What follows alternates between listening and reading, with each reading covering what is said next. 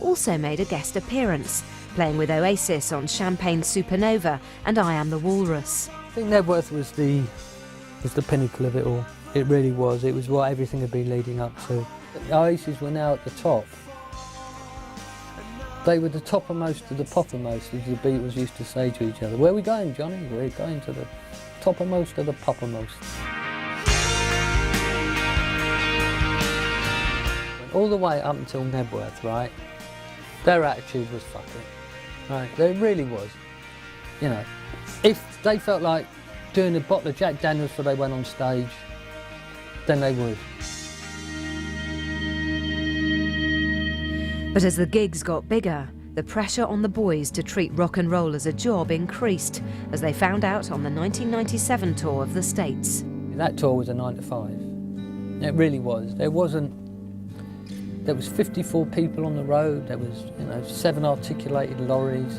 They had that set with the bar and the phone box, and they used to come through the phone box. They was suddenly, it was another thing altogether.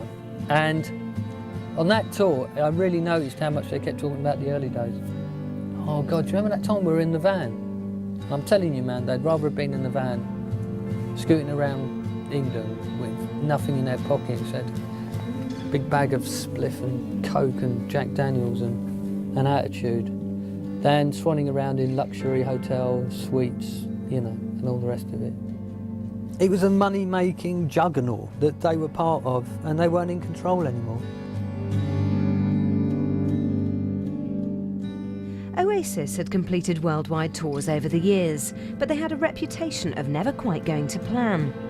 The brothers would fall out, members would threaten to leave, the group would split up, and gigs were cancelled. You know those things you get from Christmas cards? Woo! You know those things, the paper comes out, right? So they used to open up with their track Be Here Now, and Liam is off his tits, right, and they're in New Zealand, so they start up, and I'm standing at the side of the stage, and I see Liam come onto the stage. I thought, he's fucking gone. And he comes on, right, and he's got to sing, wash your face in the morning sun. And Noel turns around like that.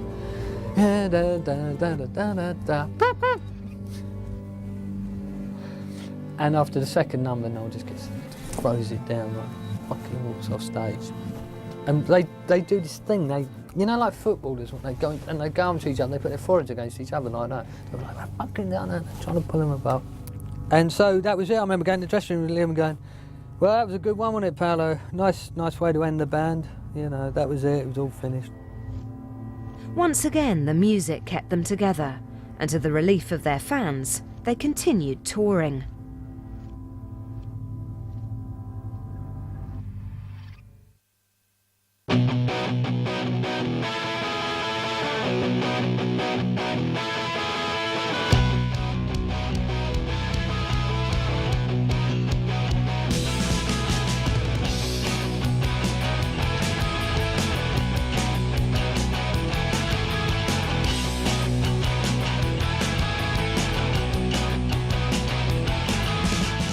Things tend to happen every 10 years. 56 you have Elvis, 66 you have the Beatles and psychedelia, 76 you have punk, 86 you have acid house, and 96 you have Oasis. Now the press came up, as they always do with these titles, they came up with one called Britpop. There was all these bands like Elastica and Sleeper and Powder and Menswear. The mod thing was back as it never gone away, it never goes away, but that was kind of getting a lot more attention. Tony Blair was coming in, he was like, John F. Kennedy, bada bing, bada bing. It was all that kind of, all those elements were falling into place, and Oasis were right in the middle of it. Got Noel Gallagher going to meet Tony Blair in Downing Street. I think it just sums up that whole Cool Britannia, or whatever you want to call it, time where there was just a lot of optimism. As we found out since, there were a lot of drugs going on at the time as well. But to be around that, it did feel exciting to be British, and Oasis were a big part of that. Hold your breath now, breathe in. But the feel-good times turned slightly sour when the boys from Blur challenged the Oasis gang. I just think people are desperately trying to chase success in this country so much that they'll do anything, you know what I mean? Blur had were going to put their single Country House out.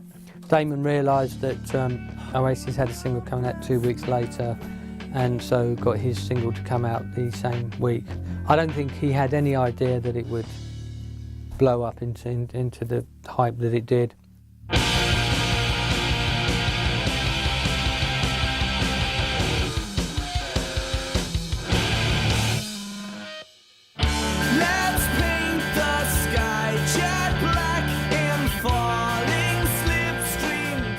It all did capture the public's imagination. It was like the Battle of Britpop. It was on the BBC News. It was on 6 o'clock news. Next thing you know, it's on news at 10, it's on news at 6, it's on news at 3, it's on news at 9, it's on news at 8, it's on news on every hour. Oasis versus Blur. And it was very much a class thing, I think, because Oasis were obviously the working class, guys, and Blur was seen as the middle class art students, and that's what it really was. And I think whichever team you supported in that particular game, told you what class you were. It wasn't a fight of their own choosing. It was put upon them, and I don't think they liked that very much.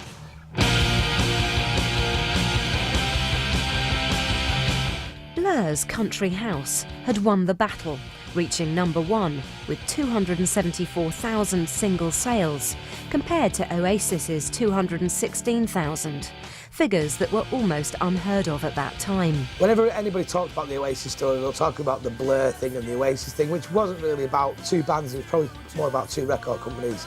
And they both sold loads more singles as a result of that whole shenanigan. Battle might have been lost, but they won the war.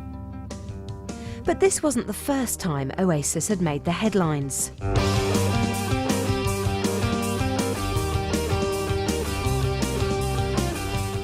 Over the past few years, they had featured in almost every newspaper, especially the NME. But what Oasis did was get the tabloids in as soon as possible and say, we do drugs, we shag girls, we drink too much Jack Daniels. What are you going to do about it? I can see why they did it. I can see why they went out and had public brawls in front of everybody. It gets you attention, it keeps you in the press, it keeps you noticed.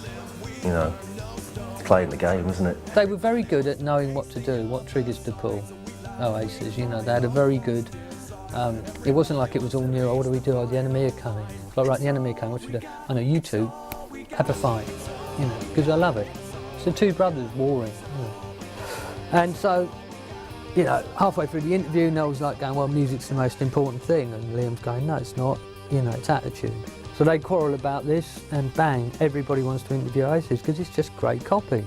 No, me and our kid are sweet, you know what I mean? I just had problems at home, finding an house with a sore throat, couldn't come to America, that is it, me and our kid are sweet. I just read it and it's funny because he says the same sort of things as he always did. Quite cocky, quite aggressive, but not meant in a bad way, just that's how he is. He's kind of like, he likes to put his point across and he likes to say what he thinks, and that's how he always was. Noel and Liam, they're brilliant to write about. It's a one story like that. They make things happen around them. Anything that's voted for by fans is special. Anything that's voted for by idiots, corporate pigs, means nothing to us. They're releasing a single or something, you'll find Liam out having a fight with someone, won't you? Everything he's done is genius. With his pissed, trying to hit a bouncer or whatever, he was always like that, so that was cool. If you like a rock and roll band, you want to know that they've trashed a hotel room, don't you?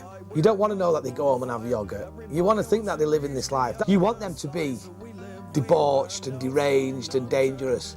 That's what you want. You don't want your rock and roll stars doing yoga and thinking about calling the kids Apple or something like that. You want them to be having a good time. And Oasis were having a good time. Liam married Patsy Kensit, a British actress famous in her own right, and Noel married his girlfriend Meg Matthews, a Londoner with a fondness for